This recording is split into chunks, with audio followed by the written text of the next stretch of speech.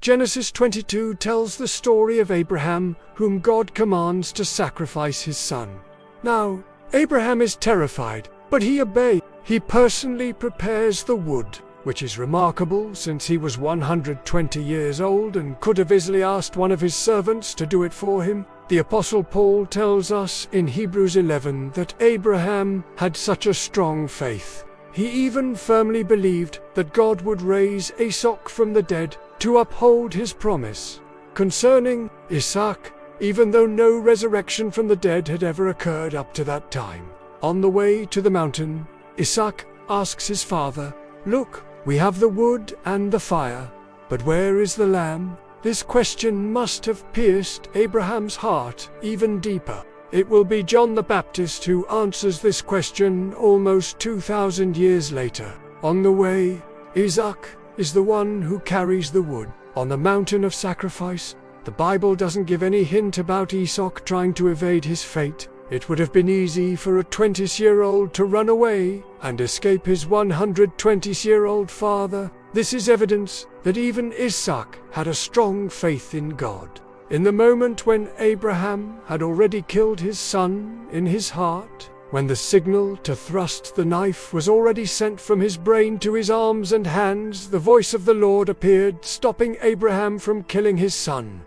What a relief! A ram is found as a substitute.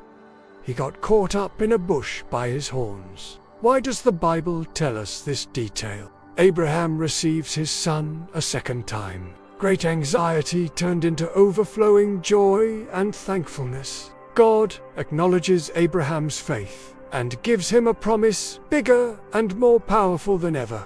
But why was this test of faith necessary? Did God want to punish Abraham for his lack of faith in the past? What did God want to achieve?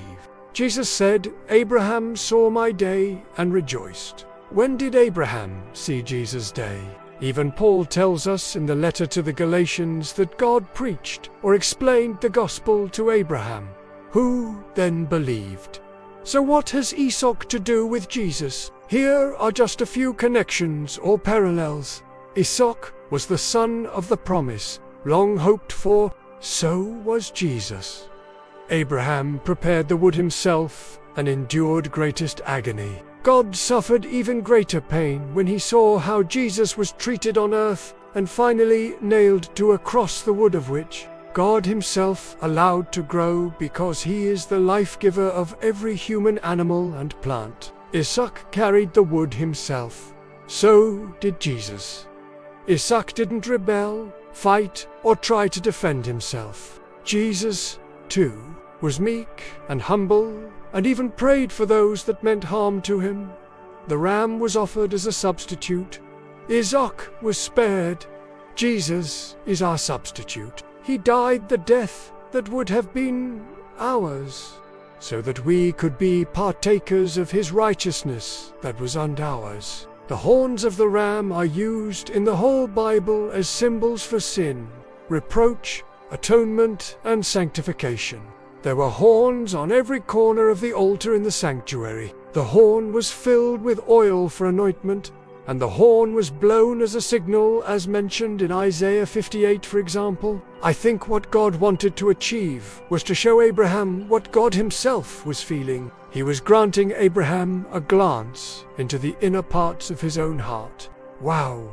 By seeing and feeling what God saw and felt, Abraham received a deeper understanding of sin, redemption, God's plan of salvation, and love. In fact, the first occurrence of the word love is here, in Genesis 22.